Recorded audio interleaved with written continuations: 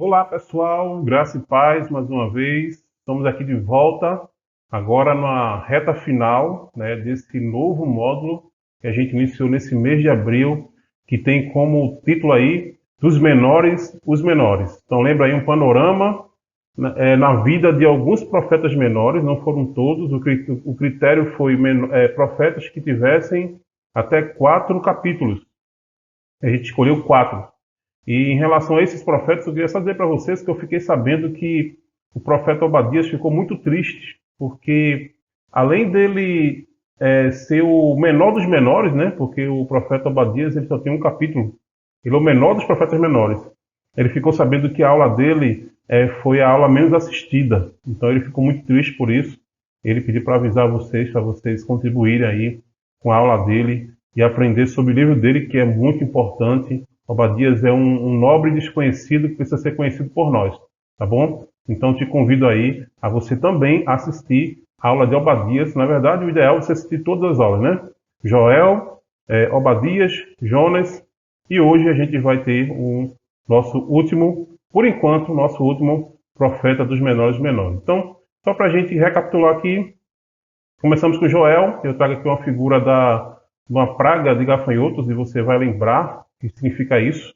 Se você não sabe, é porque você não assistiu a aula, então você volta lá no nosso canal do YouTube e reveja essa aula, ou veja novamente, ou veja pela primeira vez. Depois a gente falou sobre Obadias, e temos aqui a figura aí, né, de 2 homens, Esaú e Jacó, que vão ser muito significativos para a compreensão do livro de Obadias. E depois a gente falou sobre o livro de Jonas, o profeta mais ateu e turrão do Antigo Testamento. E hoje eu te convido a gente caminhar com também um profeta muito desconhecido. O nome dele até é meio esquisito, mas eu quero te apresentá-lo e fazê-lo mais conhecido nesse dia. Não só ele, mas fazer conhecido a mensagem do livro dele, que é o profeta Naum. É isso que nós vamos falar, vamos conversar na aula de hoje. Eu te convido a estar junto comigo e já agradecendo por todos vocês pela contribuição, pela participação, pelas perguntas, pelos encorajamentos a mim. Eu louvo a Deus por essa igreja, por cada um de vocês que tem participado, não só nessa igreja, mas também de outras igrejas. Ok? Vamos lá? Gente, hoje eu quero fazer diferente, né?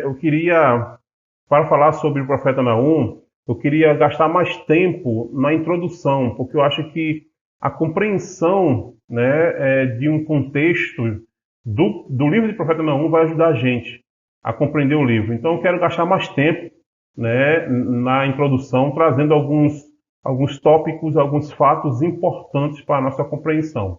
Tá bom? Eu trago aqui, né, a expressão de que Naum ele é um profeta com a mensagem de 2 gumes. A gente vai ver isso no livro, né?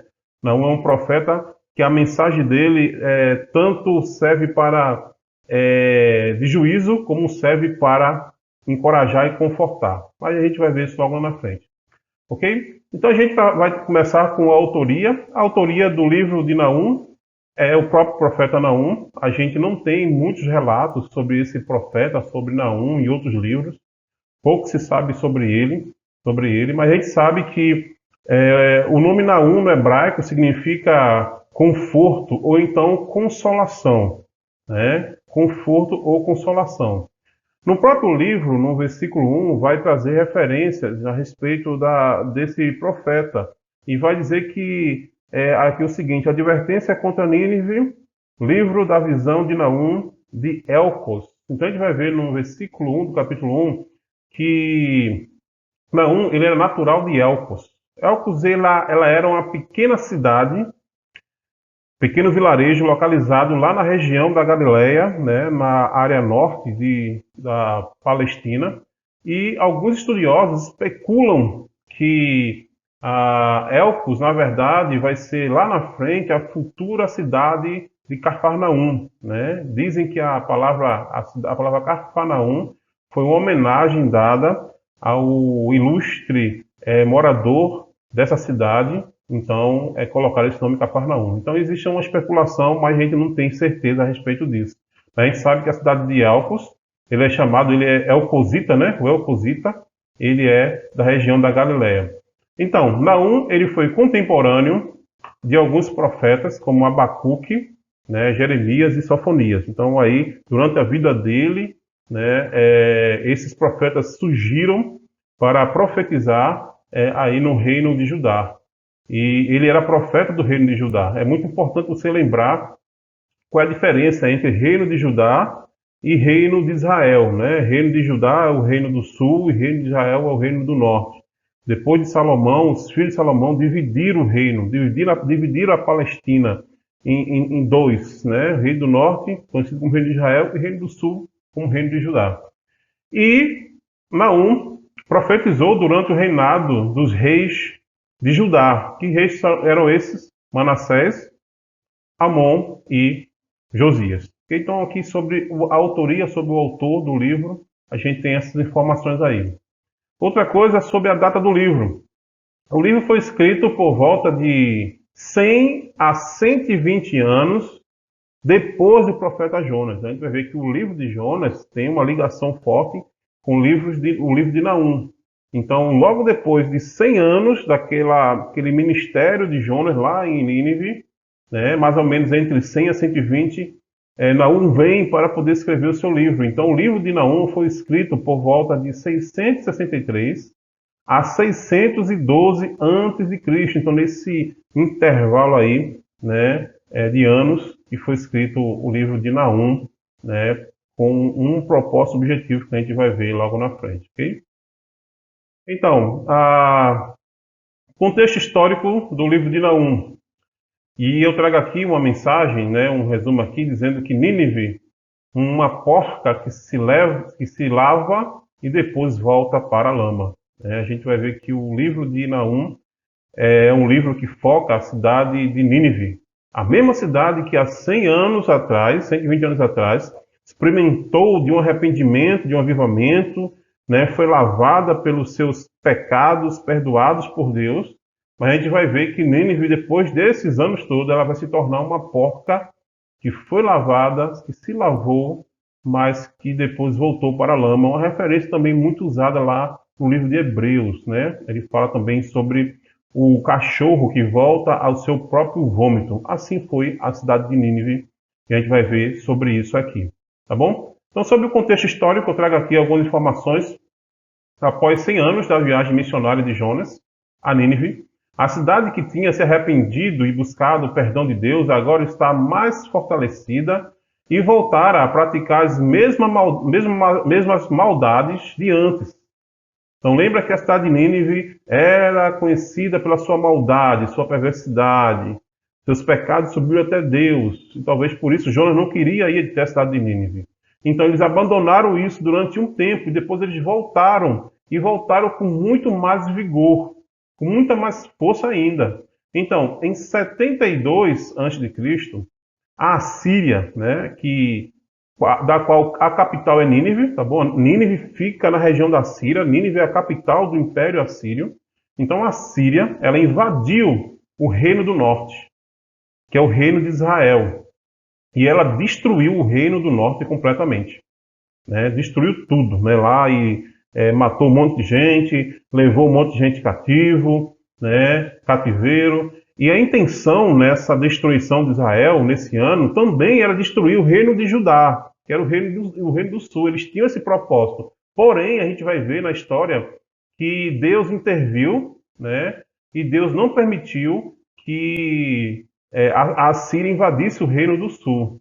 Ele não permitiu pelo propósito dele, né? Então, essas informações aqui são importantes, né, de uma nação que foi perdoada por Deus, experimentou o perdão de Deus 100 anos atrás e agora volta novamente aos seus pecados, às suas iniquidades. Não só isso, mas vai destruir uma das cidades que é conhecida como a cidade do povo de Deus, o Reino do Norte, Israel. Então, diante de tamanha crueldade e maldade, não só com Israel, tá certo? Mas o Império Assírio, Nínive, fez muita maldade e crueldade com outros povos, muitos povos que eles dominavam, né? Então a gente vai ver um pouco daqui a pouco sobre o exército ninivita, né? Então, diante de tudo isso, dessa maldade, dessa crueldade, esse tamanho de iniquidade, né, de pecados que existia nessa cidade, muito, muito pior talvez do que Sodoma e Gomorra, né, que também despertou a ira de Deus. Então, Deus, então, ele vai levantar Deus levanta Naum para trazer uma palavra de juízo definitivo para Nínive e consolação para Judá. Olha, a mensagem de Jonas foi uma mensagem que trouxe graça de Deus, né, para a cidade de Nínive. Porém, a mensagem de Naum é diferente nesse aspecto. É diferente porque a mensagem de Naum já é um decreto definitivo do juízo de Deus contra a cidade de Nínive. Ao mesmo tempo, Naum, que profetiza para Nínive, também profetiza para o reino de Judá, fazendo o quê? Trazendo conforto e consolação nas palavras dele para o reino de Judá, né? O que tem a ver com o significado do seu nome, que é conforto e consolação. Então, a cidade de Nínive foi destruída, né? E isso é histórico, isso é comprovado, que a cidade foi destruída no ano de 612 a.C. pelos babilônicos, poucos anos depois da queda de Noamon, né, a cidade chamada Noamon, que é a cidade de Tebas. E a referência dessa cidade está aqui no livro de Naum, no capítulo 3, no versículo 8, diz o seguinte, Deus falando para a cidade de Nínive, acaso você é melhor do que Tebas, ou seja, Noamon, né, situada junto ao Nilo, rodeada de águas? O rio era sua defesa, as águas, o seu muro, né? Então, Deus aqui falando dessa cidade, Noamon, ou seja, Tebas, que foi destruída pelos próprios ninivitas, né? Porém, a cidade de Nínive foi destruída depois, anos depois, né, que eles destruíram a cidade de Tebas, né? Aí por volta de 64 a 63 depois de Cristo, ok? Então, se Deus está se referindo à cidade de Tebas como uma cidade que foi destruída, né, e compara ela com Nínive, então, consequentemente, a destruição de Nínive foi um ano seguinte, 612 a.C., ok? Mensagens do livro de Jonas, do livro de Nínive, né, mensagens, temas e lições do livro. A gente vai ver aqui, uma das mensagens dos temas é juízo e salvação, né? Juízo para Nínive e salvação para Judá. Então isso aqui vai ser muito, muito correlato. Esses dois temas vão andar em paralelo um com o outro, né? Enquanto Deus vai trazendo juízo e condenação para Nínive, ao mesmo tempo o profeta vai trazendo consolo e de salvação para Judá. A gente vai ver também um dos temas é que Deus, ele é o vingador do seu povo, né? E contra ele, contra Deus, ninguém se levanta duas vezes, né? A gente vai ver isso, esse poder de Deus, esse Deus que é zeloso, esse Deus que é justo, que é ciumento contra seu povo, né? Ele é o vingador do seu povo e ninguém vai se levantar contra ele duas vezes, porque Deus, ele é justo, juiz e poderoso. Outra mensagem do livro de Naum é que não há mais misericórdia para Nínive, sua ruína está próxima, né? Sim, Jonas, Deus, ele deu a possibilidade dos ninivitas se arrependerem e assim desfrutarem da misericórdia de Deus. A gente vai ver que aqui em Naum não existe mais, né? Na verdade, Deus já vem com a sentença batida, né? O juízo de Deus vem e é iminente, acabou-se, não há mais escapatória, né? Nínive já teve a chance que ela teve, e ela desperdiçou essa chance. Agora Deus, ele pela sua justiça, ele vem então trazer juízo contra a cidade de Nínive. E outro tema aqui é que o livro ele traz uma advertência contra todos os impérios que praticam iniquidade e perseguem o povo de Deus, né? Para esses impérios, né, quer seja no passado, quer seja no presente, quer seja no futuro, suas sentenças já foram lavradas por Deus. Então, a gente precisa ter paciência e entender que Deus age no tempo dele e que nenhum império, nenhuma nação, nenhum povo sanguinário e pecador que persegue o povo de Deus ficará impune. Todos irão sofrer amargamente o juízo e a justiça de Deus. E eu trago aqui um esboço, né, um esboço bem caricato, né, do do livro de Naum, né? Aqui eu dividindo aqui, eu fiz questão de colocar aqui o DDD, né? Capítulo 1, declaração da sentença de Nínive, quando o profeta vai anunciar. Capítulo 2, descrição da sentença, vai explicar algumas coisas sobre essa sentença. E capítulo 3, defesa da sentença, vai justificar por que Nínive será, então, completamente destruída. E aqui eu trago uma pequena frase, Naum, a justiça de Deus vista na história da humanidade, né? O que aconteceu com Naum, na verdade, pode ser visto em Naum não. O que aconteceu com Nínive pode ser visto em vários livros de história, vários achados arqueológicos, né? Não como um fato e uma evidência histórica, mas como uma evidência histórica provocada pelo poder de Deus e pela justiça de Deus, né, na vida dessa nação. Ok?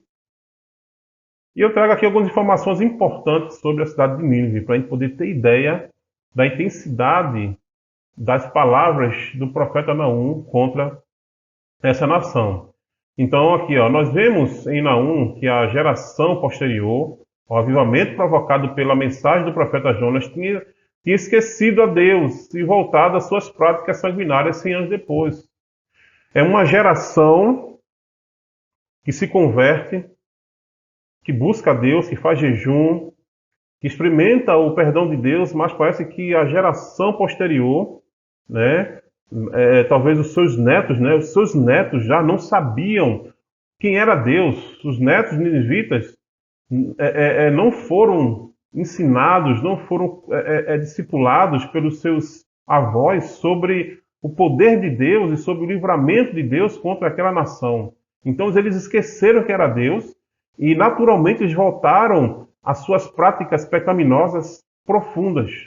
Então, tudo indica que Nínive estava, nesse período aqui de Naum, no seu maior esplendor, né? No seu maior apogeu. Já tinha conquistado várias cidades das regiões do Oriente Médio, né? Eles conquistaram várias regiões ali da Mesopotâmia, indo ali até a Palestina, até chegando no Egito, eles conquistavam cidades. E quando eles conquistavam as cidades, eles provocavam terror nessas cidades, e eles subjugavam essas cidades com violência e também com cobrança de impostos, né? E outras coisas mais que a gente vai ver lá na frente. A cidade de Nínive está localizada, então, no crescente fértil da Mesopotâmia. A gente vai ver, eu trouxe um mapa para a gente relembrar a localização de Nínive. Então, ela se localiza no crescente fértil da Mesopotâmia e ela é margeada pelo rio Tigre e no meio de uma rota comercial estratégica. Então, informações importantes, né? Ela é margeada pelo rio Tigre, né? Ela está ali naquela rota, né, do crescente fértil, que é uma rota que trazia muita fertilidade, muitos comerciantes, muitas pessoas moravam ali por conta disso, né? E Nínive ficava numa região estratégica, ficava no meio de uma rota comercial estratégica. Então, várias outras nações, outros povos, outros comerciantes precisavam passar por ela, né? E por conta disso, Nínive se aproveitava, né, na cobrança de pedágios, e lucrando cada vez mais. Outro detalhe sobre a cidade de Nínive é que a cidade ela tinha uma muralha de 130 quilômetros de circunferência. Douglas, semana passada, me perguntou qual é o tamanho da cidade de Nínive.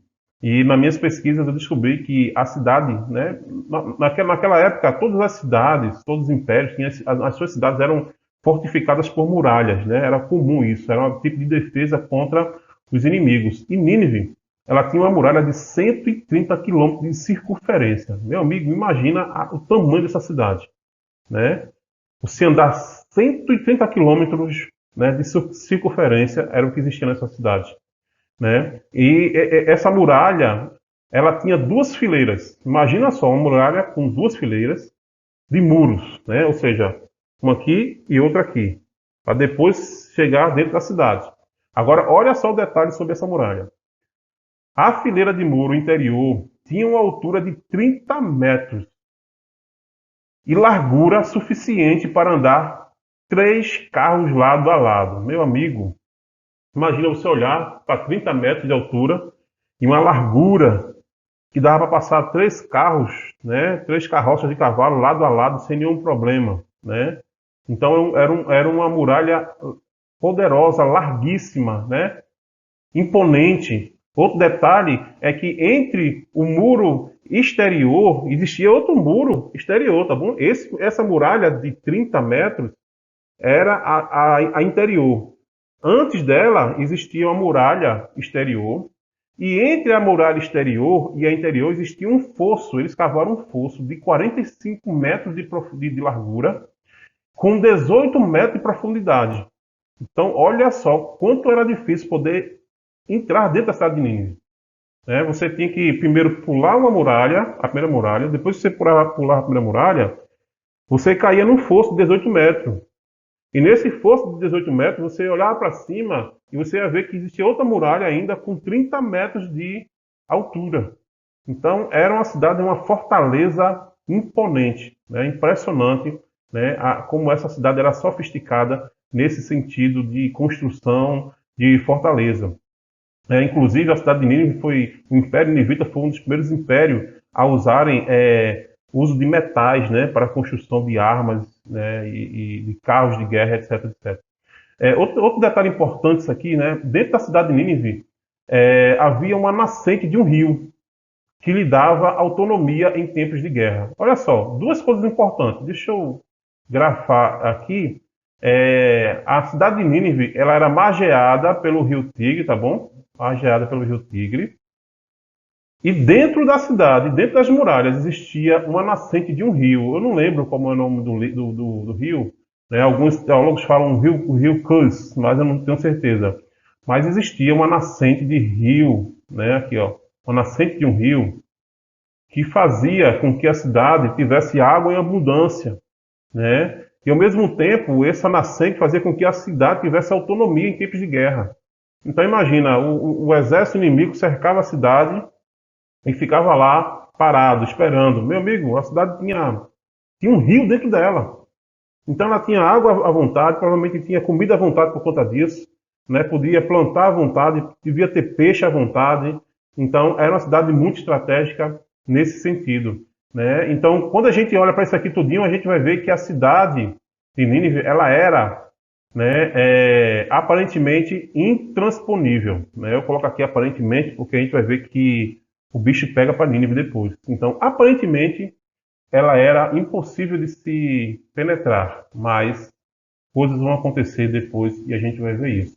Ok? Então, é muito importante você lembrar que ela é magiada pelo rio Tigre, ela tinha uma nascente de um rio dentro dela, né? Porque coisas vão acontecer envolvendo esses rios que vai culminar na destruição de Nínive, tá bom? Agora, a respeito do exército de Nínive, né? O lendário exército de Nínive, né? O exército de Nínive é lendário porque se contava várias lendas, várias histórias, né? E vários relatos. Na verdade, não eram lendas, eram coisas verdadeiras, porque o próprio exército, eles costumavam escrever, né? Escrever o que eles faziam. E essas escritas foram encontradas. Existem vários lugares, vários museus que têm os relatos do que o exército de Nínive fazia com seus conquistados, né? Então, esse exército ele era temível pela sua crueldade com os adversários conquistados, né? Quando conquistavam a cidade, por exemplo, eu trago aqui alguns relatos, né, do que eles faziam quando conquistavam algumas cidades. Por isso que Jonas não queria ir para a cidade de Nínive, tá bom? Porque ele sabia disso, ele tinha conhecimento disso, porque as histórias do exército ninivita era falada, né, ali em várias regiões daquela região, daquele Oriente Médio ali. Todo mundo conhecia as histórias aterrorizantes desse exército. Então, quando eles entravam na cidade e conquistavam, então eles pegavam os príncipes, os governantes, os reis, eles prendiam uma espécie de anzol no nariz deles, né, com correntes, e eles passeavam pela cidade com seus príncipes presos pelo nariz para que houvesse humilhação desses príncipes diante dos seus cidadãos. Não só isso, eles decepavam as mãos, eles tinham esse costume de decepar as mãos, decepar os pés, decepar os narizes, né? O nariz, a língua, as orelhas das pessoas ainda vivas. Imagina as pessoas vivas ainda sendo decapitadas, decepadas dessa forma, esquartejadas dessa forma. E eles faziam isso com muita satisfação, com muito prazer, sem nenhum tipo de pudor. Outra coisa, eles eram praticantes, né, ferrenhos do esfolamento e do empalamento, né? Duas técnicas de morte altamente cruéis, né? Altamente cruéis, torturas cruéis, né? Esfolamento é tirar a pele da pessoa ainda viva. Então, através de uma navalha, se tira a pele da pessoa todinha e a pessoa ainda viva, sem a pele, era colocada no sol para morrer ali, né? Ressecando. E a pele era usada para poder cobrir as muralhas da cidade de Nínive. Não só isso, eles praticavam empalamento. O empalamento era uma prática criada pelos ninivitas, pelo exército ninivita, que consistia em enfiar uma madeira, né, uma estaca no ânus de uma pessoa, de forma que essa estaca saía até a boca e a pessoa ficava pendurada, várias pessoas ficavam penduradas dessa forma, se tornando vitrine para as pessoas que ali passavam.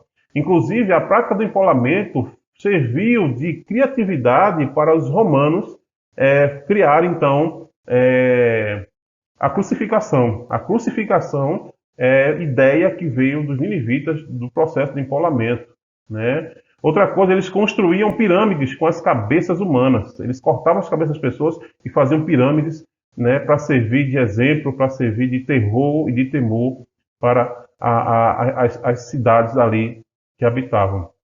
Outra coisa, eles executavam os velhos, por exemplo. Não tinha esse negócio de pegar os velhos e... né, não, eles executavam os velhos, executavam os deficientes. Né? Existem relatos de cidades que eles entravam e eles abriam as barrigas das mulheres grávidas para ver as crianças caindo no chão e morrendo ali. Né? Outra coisa, eles trocavam os cidadãos de uma cidade com de outras cidades. Então eles conquistavam várias cidades, eles trocavam e misturavam pessoas. E a intenção dessa mistura era para provocar a aniquilação da cultura daquele povo. Então chegava um momento que aquele povo perdia completamente a referência da sua cultura, das suas práticas, etc, etc. Então eles tinham essa prática também. Praticavam sacrifícios de crianças ao deus Moloque, né? O deus Moloque era uma estátua enorme, né, de bronze, era uma estátua vazada, né? No meio da estátua existia um buraco onde eles colocavam lenha, né? Lenha, depois tocavam fogo, e essa estátua ela ficava com a mão estendida assim, ó. Então, à medida que a estátua, o fogo ia queimando dentro da estátua, a estátua ficava vermelha de calor, né? E aí, né, os reis de Nínive, né, as pessoas de Nínive pegavam crianças, seus filhos, e colocavam em cima dessa mão do deus Moloque para que essa criança fosse morta, sacrificada como oferta aos deuses, né? E aquelas crianças recém-nascidas, às vezes, eram queimadas fritas, né, diante desse ritual macabro e terrível. Mas a gente pensa assim, que coisa macabra, que coisa terrível. É macabro e terrível, mas olha, o reino de Israel, a nação do Senhor, por um período, se você for ler as histórias dos reis e crônicas, o reino de Israel também andou nas mesmas práticas dos assírios. Em alguns momentos, alguns reis de Israel se levantaram, viraram as costas para Deus e praticaram algumas idolatrias, algumas imoralidades, inclusive adoraram o deus Moloque, ou seja, sacrificaram crianças pertencentes ao povo de Deus a esse deus pagão dos assírios. Isso é muito, muito lamentável, e a gente entende por que é que Deus ele vai usar a nação da Síria como instrumento seu de castigo contra a nação de Israel. E outro detalhe aqui, ela é citada no livro de Naum como uma prostituta, como uma feiticeira e como uma bebarrona, né? Então existia prostituição nessa cidade assim desenfreada, feitiçaria o tempo todo ali, de várias formas, e há relatos de vários bares, né? Então os cidadãos de Nínive viviam bêbados, viviam bebendo o tempo todo, né? Então por aí vai, né? Em 612 a.C., então os babilônios cercaram a cidade, por 2 meses, né? Eles se voltaram contra a cidade de Nínive, cercaram a cidade. Só que a cidade, né, fortificada, aquela muralha, né, gigantesca, eles esperaram para o momento certo para poder invadir, como iria invadir. Então o que acontece? Naquela ocasião, houve uma enchente.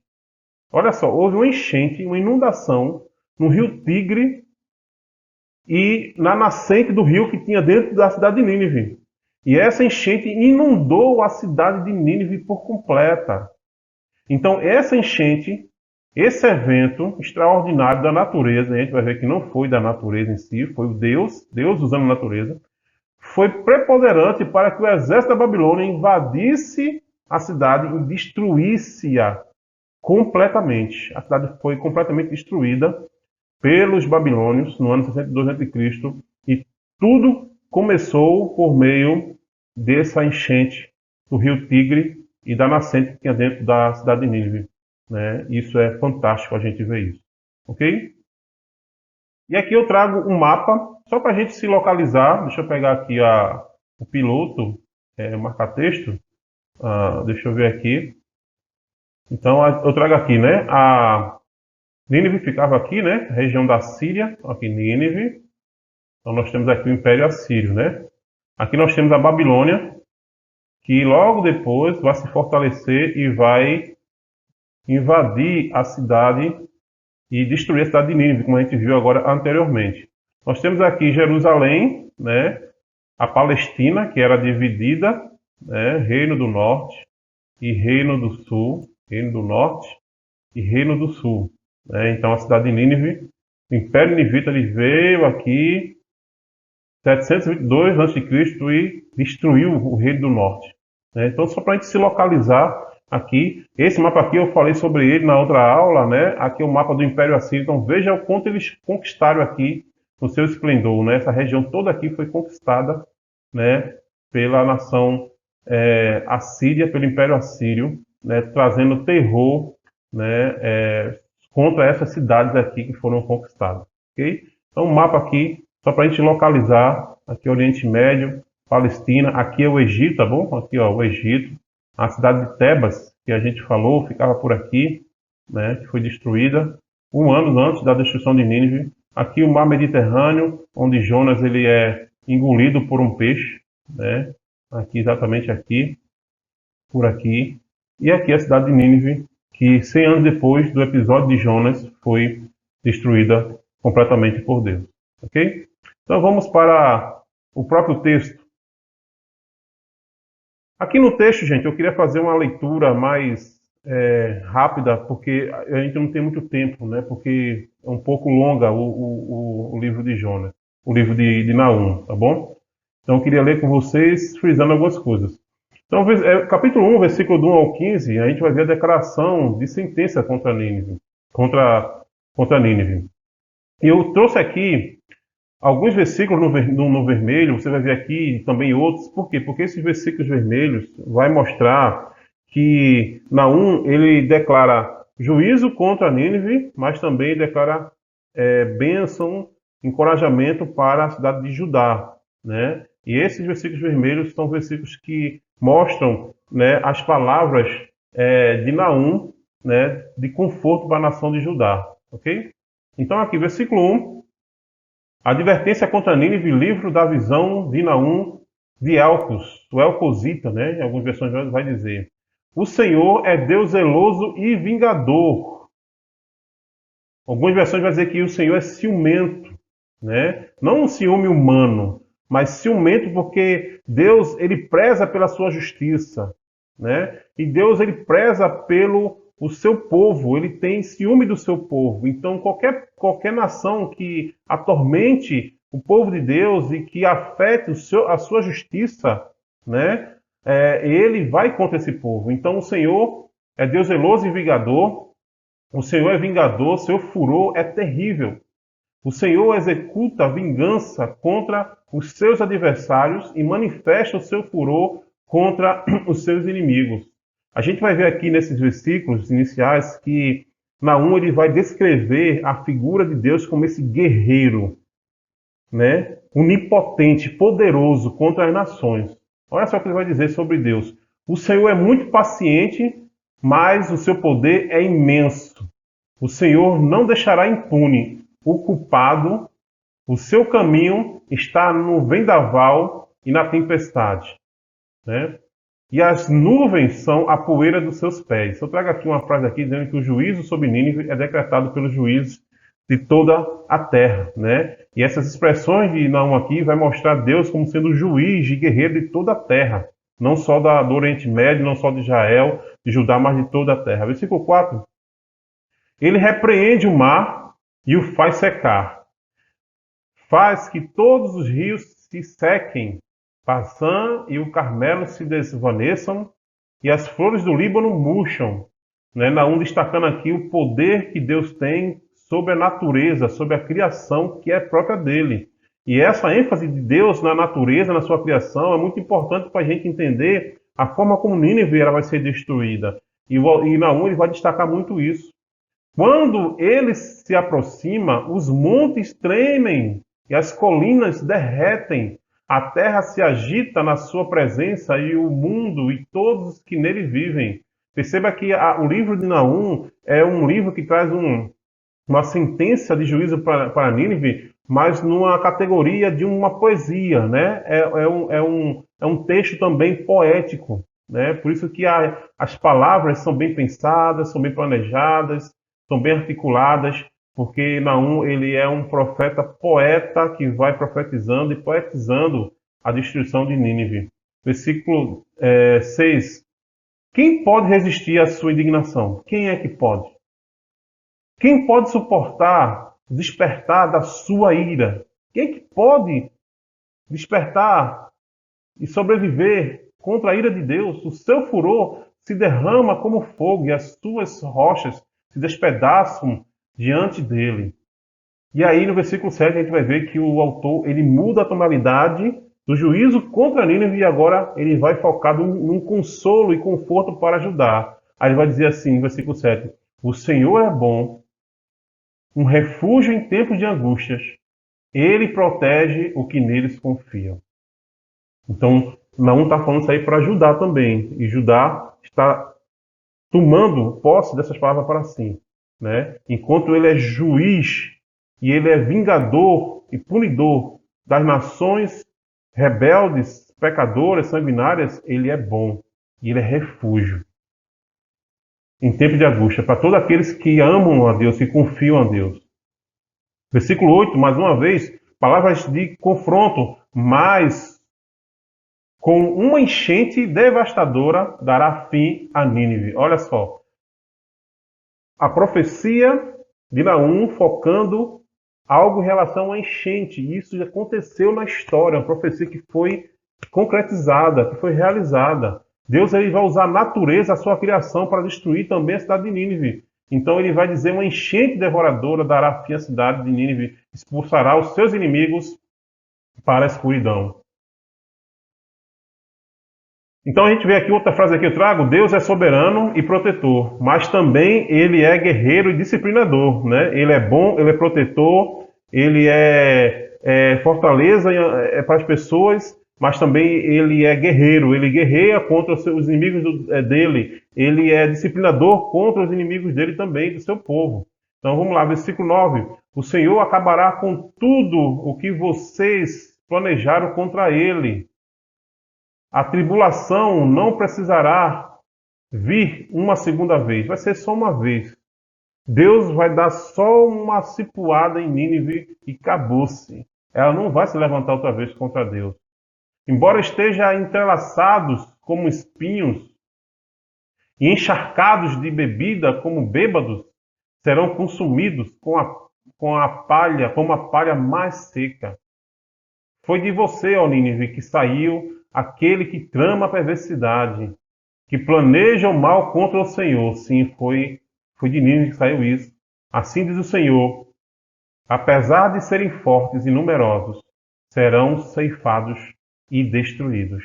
Não adianta, não tem império forte, não tem império devastador que se fique de pé diante de Deus. Pode ser forte como for, mas Deus vai destruir todos os impérios que voltaram-se contra ele, que praticaram a iniquidade. E aí no versículo 12 ainda ele traz uma palavra de conforto para a nação de Judá. Mas você, Judá, embora eu a tenha afligido, não afligirei mais.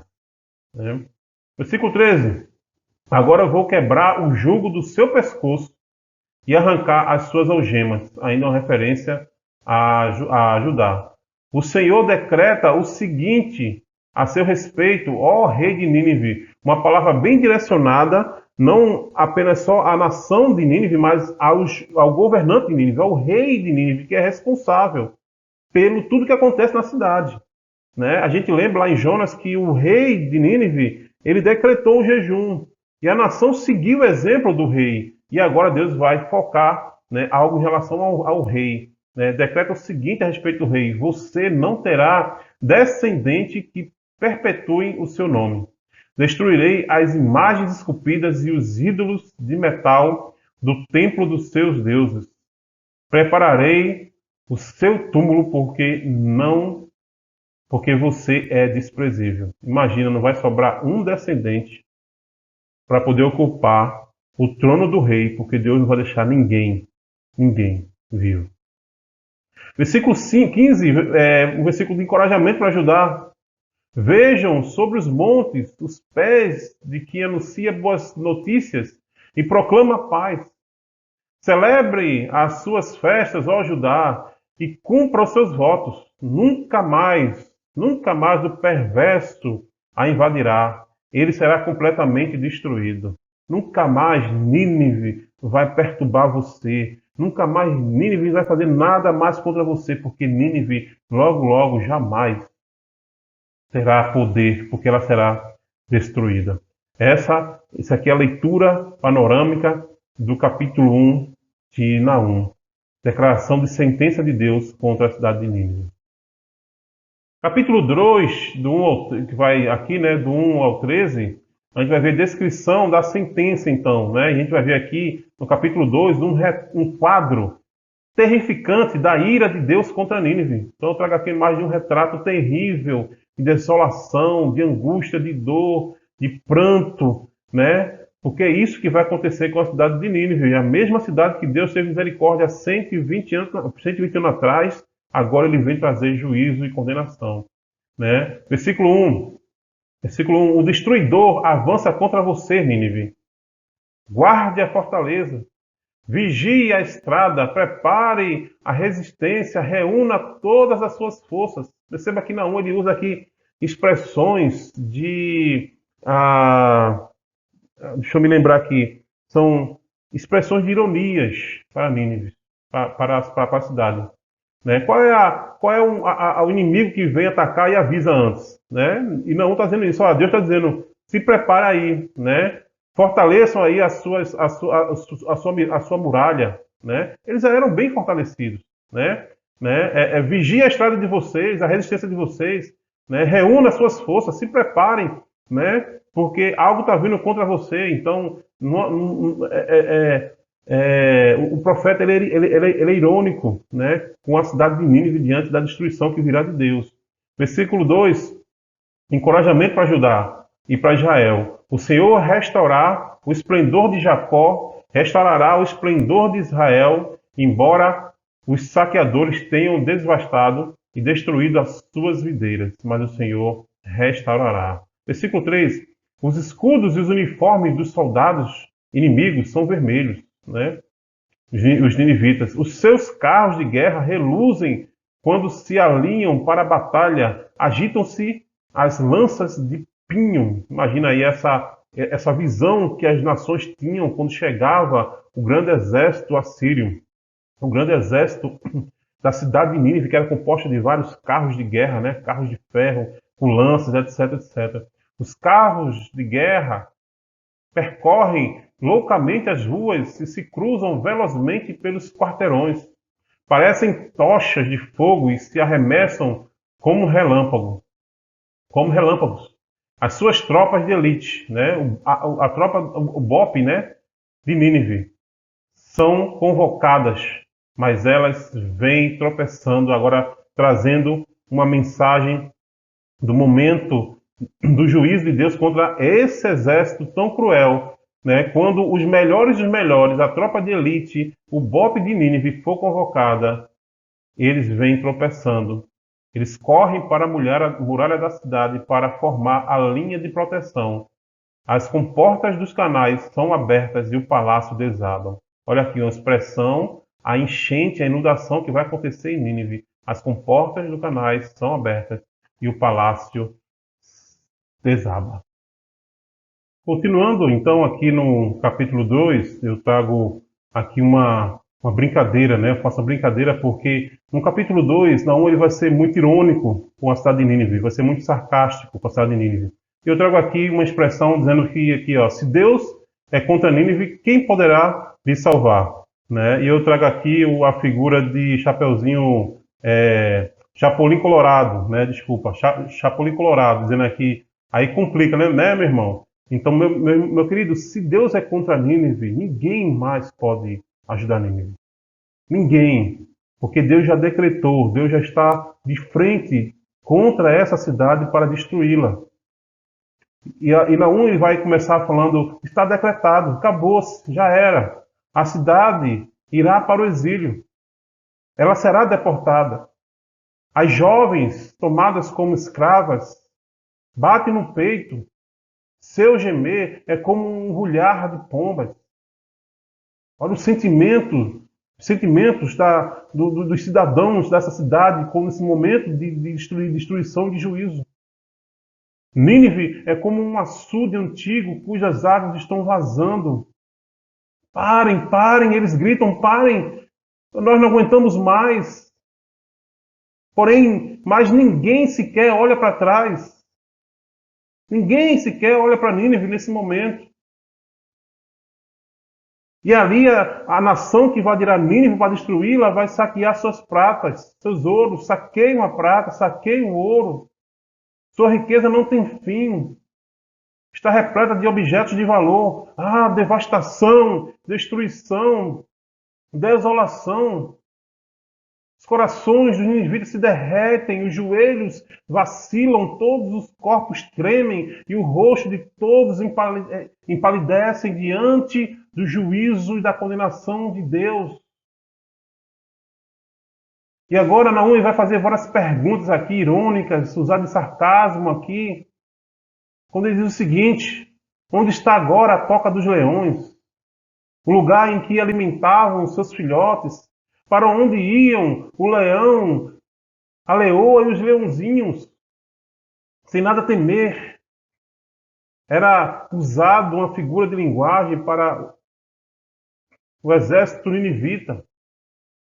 A nação de Nínive era conhecida como os leões. A cidade de Nínive, a toca dos leões. Onde eles agiam, eles saíam em bando para poder caçar. E ele pegava suas presas e levava suas presas para dentro da cidade, devorava suas presas. Eles pegavam tudo que era de precioso nas cidades vizinhas e levavam para suas tocas. E aqui ele vai ironizar, ele vai tirar onda da cidade de Nínive. Onde é que está a toca dos leões? Onde é que estão os leãozinhos? Onde está o leão que caçava o bastante para seus filhotes? Estrangulavam animais para suas leoas, e enchia as suas covas de presas e as suas tocas de vítimas. Cadê? Eu não consigo mais ver o grande leão, a grande cidade de Nínive que está destruída. E por que isso aconteceu? Porque Deus declara: estou contra você, declara o Senhor dos Exércitos. Queimarei no fogo os seus carros de guerra, e a espada matará os seus leões. Eliminarei da terra a sua caça, e a voz dos seus mensageiros jamais será ouvida. Não há mais chance para Nínive, porque Deus se levantou contra ela. E quando Deus se levanta contra Nínive, ninguém poderá lhe ajudar. Agora, capítulo 3, último capítulo, a gente vai ver aqui defesa da sentença, né? Deus vai defender porque esse juízo vem de forma tão forte contra Nínive, né? E a gente vai ver aqui, eu trago uma frase: Nínive uma cidade, ou desculpa, Nínive, uma salada mista das piores iniquidades possíveis. Então ali era uma Sodoma e Gomorra, né, uma proporção muito maior. E agora Naum vai descrever e defender por que essa cidade ela vai ser destruída. E ele começa aqui, ó, ai da cidade sanguinária, repleta de fraudes e cheia de roubos. Olha o que eles praticavam, sempre fazendo as suas vítimas. Ah, o estalo dos chicotes, o barulho das rodas, o galope dos cavalos e o sacudir dos carros de guerra quando entravam numa cidade, quando entravam no vilarejo, fazia com que as pessoas morressem de medo até mesmo. Só o barulho, só de ouvir chegar o exército ninivita. Cavaleiros atacando, espadas reluzentes e lanças cintilantes. Muitos mortos, montanhas de cadáveres, corpos sem conta. Gente tropeçando por cima deles. Imagina a cena do exército ninivita chegando até um vilarejo, chegando até uma cidade. Exatamente essa cena aqui, eles praticavam isso. Por que eles faziam isso? Ele vai dizer aqui, ó, tudo por causa do desejo desenfreado de uma prostituta, de uma sedutora, de uma mestre de feitiçaria. Era só por desejo, gente, era só por prazer. Mestra de feitiçarias que escravizou nações com a sua prostituição e povos com a sua feitiçaria. Eles enfeitiçaram vários povos, várias nações, por muito tempo. Versículo 5, eu estou contra você, diz Deus. Eu estou contra você, declara o Senhor dos Exércitos. Vou levantar o seu vestido até a altura do seu rosto. Mostrarei às nações a sua nudez e aos reinos a sua vergonha. Era uma prática comum naquela época, quando uma prostituta era pega, quando uma adulta era pega, se levantavam as vestes para que as pessoas vissem a nudez delas. E elas fossem assim envergonhadas, humilhadas. Não só isso, Deus vai dizer assim, ó, eu jogarei imundice sobre você. Isso aqui, gente, é cocô, tá bom? Imundice é cocô mesmo, tá bom? Imagina Nínive com as vestes levantadas, sendo humilhadas e sendo jogado cocô nela. Era isso que vai acontecer com Nínive, de forma figurada. Eu jogarei imundice sobre você e a tratarei com desprezo. Farei de você um exemplo. Todos os que virem fugirão, dizendo, Nínive está arrasada. Quem a lamentará? Não vai ter ninguém para chorar por você. Ninguém, porque todo mundo te odeia. Ninguém te quer bem. Ninguém te ajudará. Onde encontrarei quem console Nínive? Não existe, porque você não presta, nação iníqua.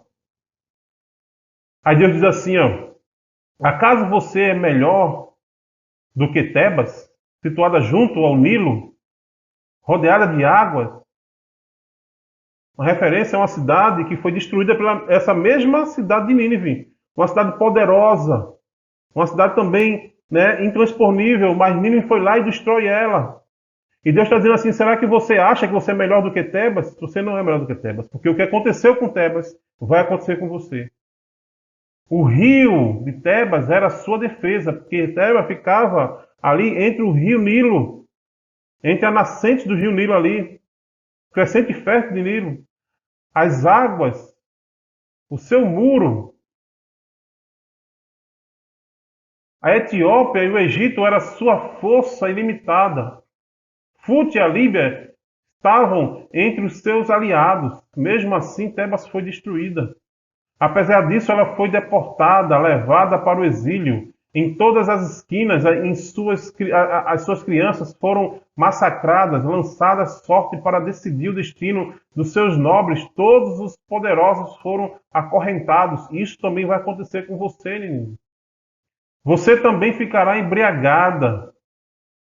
Aqui talvez seja uma referência em se embriagar com o cálice da ira de Deus. O cálice da ira de Deus que cairá sobre ela, que deixará ela embriagada pela ira de Deus.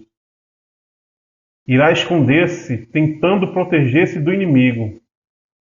Todas as suas fortalezas são como figueiras, carregadas de figos maduros. Basta sacudi-las, e os figos caem em bocas vorazes. Olhem bem para as suas tropas. Não passam de mulheres. Olha a ironia aqui, ó, chamando o exército de Nínive de mulherzinhas, de maricas. As suas portas estão escancaradas para os seus inimigos. O fogo devorou as suas trancas. Aqui outra ironia. Reserve água para o tempo do cerco. Para que Nínive ia reservar água se ela tem uma nascente de um rio dentro dela? Para quê? Não precisava, mas é uma ironia, porque ela vai ser destruída também por isso. Aí diz aqui, ó, reforce a sua fortaleza. Como Nínive vai fortalecer a fortaleza se as mulheres de Nínive tinha uma largura para passar 3 carros, 30 metros de altura? Como eles vão fortalecer? Entre no barro, pise a argamassa, preparem forma para os tijolos. Para que Nínive precisaria de tijolo se já tem uma muralha? Porque tudo isso vai desabar, tudo isso vai cair. Mesmo assim, o fogo consumirá você, a espada eliminará, e como gafanhotos devastadores a devorará. Multiplique-se como gafanhotos devastadores. Multiplique-se como gafanhotos peregrinos. Você multiplicou os seus comerciantes, tornando-se mais numerosos que as estrelas do céu, mas como gafanhotos devastadores, eles devoram o país e depois voam para longe.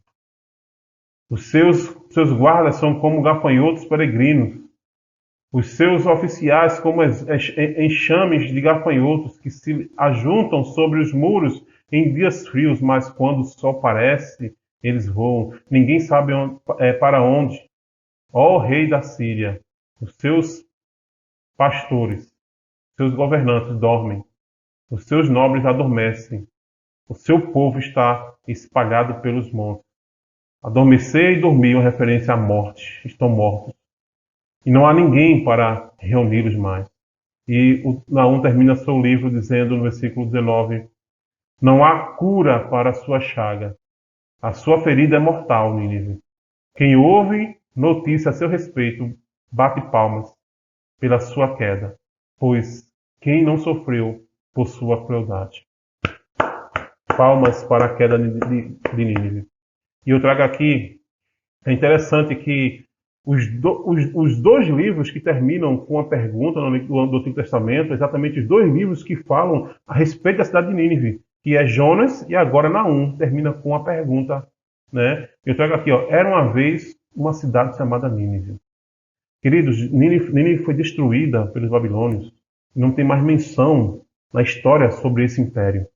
É impressionante como os anos se passaram, não mais se mencionava sobre esse império. Inclusive existia dúvida sobre se o império assírio existia de fato, se a cidade de Nínive existia.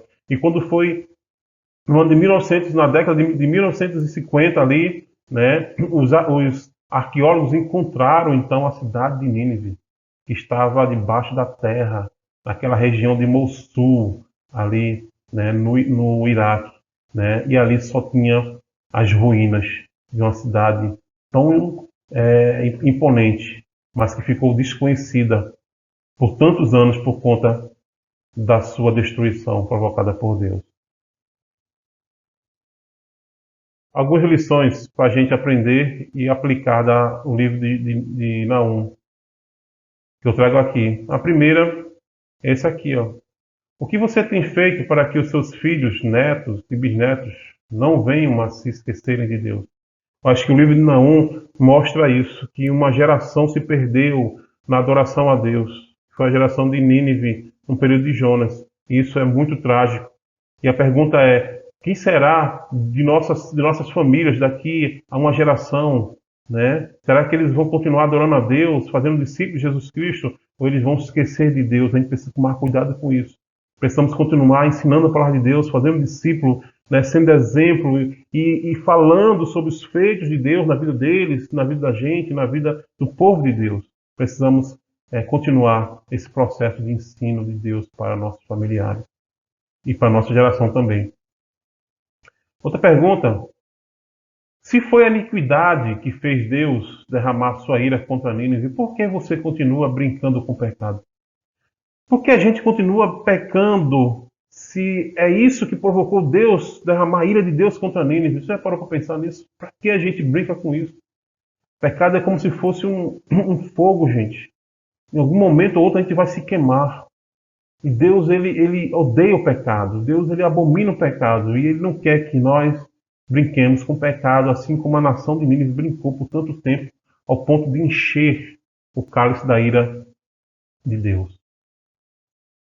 Outra coisa, a mensagem de Naum é um misto de boas novas para Judá e juízo para Nínive. Aí eu faço uma pergunta aqui: quando evangelizamos, conseguimos equilibrar a graça com o juízo de Deus? Será que quando a gente evangeliza, a gente fala mais sobre a graça de Deus? Que Deus perdoa, perdoa, perdoa? Ou a gente esquece de mostrar que Deus também é juízo? Que Deus também é justo? Que Deus também ele pune? Que Deus também castiga todos aqueles que vivem na prática constante da iniquidade? Eu acho que o evangelho são essas duas coisas, né? É a mensagem da salvação, do conforto, da graça, mas também uma mensagem de que um dia vamos prestar conta ao justo juiz. Outra coisa aqui é uma declaração: assim como o Abadias, Naum nos ensina que a vingança vem do Senhor e não do seu povo, né? Nós não fomos chamados para ser vingadores, nós fomos chamados para fazer a vontade de Deus. Deus é o nosso vingador, Deus é aquele que nos justifica, e Deus ele vai punir no momento certo, né, as nações, os impérios. A gente vê assim, né, as imagens, né, do Estado Islâmico matando cruelmente ali, como se fossem os assírios, né, os ninivitas, vários cristãos, e a gente fica pensando: poxa, né, que injustiça, como é que Deus não age, como é que Deus não faz nada? E a gente precisa se lembrar que Deus ele tem o seu tempo certo. E ninguém, nenhuma nação, nenhum povo, nenhum império ficará isento da justiça e o juízo de Deus. Então nós não somos chamados para se vingar, mas sim Deus será nosso vingador. Outra coisa, não esqueça que Deus está no controle da história. Por mais que julguemos tardio a sua justiça, só Ele sabe o momento certo de agir. E Ele vai agir. Só Ele sabe. Então a gente não precisa estar ensinando a Deus, né, o momento exato. A gente não tem que ser um Jonas que fica dizendo: Senhor, mas é agora é o momento, derrama teu juízo, né, traz sentença contra Nínive. Não, Deus diz assim: não, Jonas, não é por aí. Eu tenho meu tempo, eu sei o que eu estou fazendo, então confie em mim. Eu tenho o tempo certo para trazer a minha ira contra, né, os povos iníquos e pecadores. Então a gente precisa compreender isso, né, e acreditar e confiar na justiça de Deus. E por último aqui, Deus nunca deixa impune o pecador. Então, caso você ache que Ele irá te punir, lembre-se que Ele já fez isso há 2000 anos atrás na cruz. Cada pecado que nós cometemos, nós cristãos, tá bom? Nós cristãos, não fica impune. Deus ele já pagou. Ele já, né, puniu um pecador há 2000 anos atrás, Jesus Cristo. Ele assumiu para si a punição. Infelizmente, os ninivitas não tinham Jesus como esse propiciador, como esse justificador, como essa pessoa, como que Deus iria reverter a sua sentença contra ele. Mas nós, pela graça, somente pela graça, temos Jesus. Então Deus, ele já puniu Jesus, em Jesus, todos os nossos pecados, de forma que nós não precisamos mais viver na prática do pecado. Amém, queridos? Queridos, a gente termina aqui a nossa aula, o nosso módulo, tá bom? Terminamos hoje. Porém, haverá ainda a segunda parte, né, dos menores de menores, parte 2. Então, no mês de junho, eu vou trazer aí 4 lições sobre 4 outros profetas menores. Então, me aguarde aí a respeito disso. E antes de orar, eu quero dizer algo para você importante, um aviso para você, né? No mês de maio agora, nós vamos começar um novo módulo que terá 5 encontros. Esse módulo aqui vai ser fantástico, gente, fantástico. educação financeira e a Bíblia. Você está com dívida? Você não está conseguindo ser generoso? Você não está conseguindo juntar dinheiro? Né? Você quer orientação a respeito de como administrar seus bens? Então, faça parte desse módulo aqui que vai ser muito legal. Nós convidamos um professor muito especial que veio lá de Massachusetts, Ohio, né? Um especialista pós-doutor, né? Em educação financeira, né? E o nome dele é Richard Gere. Não, gente, não é Richard Gere não, mas é o nosso Richard Gere da Igreja Batista Oasis, né? Douglas Marinho, um cara especial que eu amo muito, né? E que se dispôs para estar trazendo para nós um módulo, né? Para contribuir para a igreja e servir para a igreja através dessa informação, desses assuntos e esse treinamento a respeito de como a gente lidar com o dinheiro, né, e como trabalhar a relação do dinheiro e a Bíblia ao mesmo tempo, né? Então, as aulas que ele tem feito têm sido fantásticas. Eu sei que vai abençoar a mim, vai abençoar você. Então, te convido a você continuar junto nessa pegada agora com educação financeira e a Bíblia, que vai ser na próxima sexta-feira, no dia 7 de maio, nesse mesmo horário que a gente está tendo aula aqui, tá bom? Então, deixa eu orar por você e agradecer por tudo que a gente vivenciou durante esses quatro aulas aqui, falando sobre os profetas menores, dos menores, também? Pai, obrigado por essa aula, obrigado pelo o término dela. Agora, por enquanto, vamos ainda falar em junho sobre a parte 2, mas eu quero te agradecer pelo profeta Naum, pelo livro de Naum, pela coragem que ele teve de profetizar contra a nação de Nínive, e ao mesmo tempo, Deus, servir de bênção e encorajamento para a nação de Judá.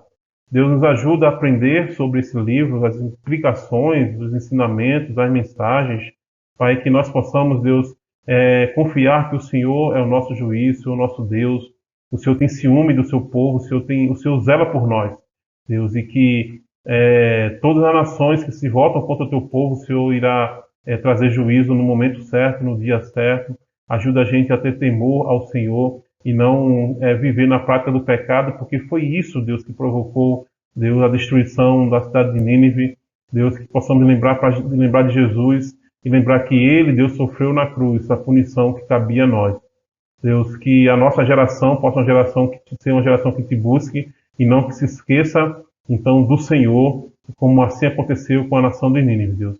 Pai, obrigado por todos esses profetas menores que a gente estudou, pela compreensão e pela participação de cada um aqui, que possa ter servido de crescimento e conhecimento, Deus, e de vontade cada vez mais dessas pessoas poder te buscar, Deus, e te conhecer mais, Deus, através desses livros tão fantásticos e importantes.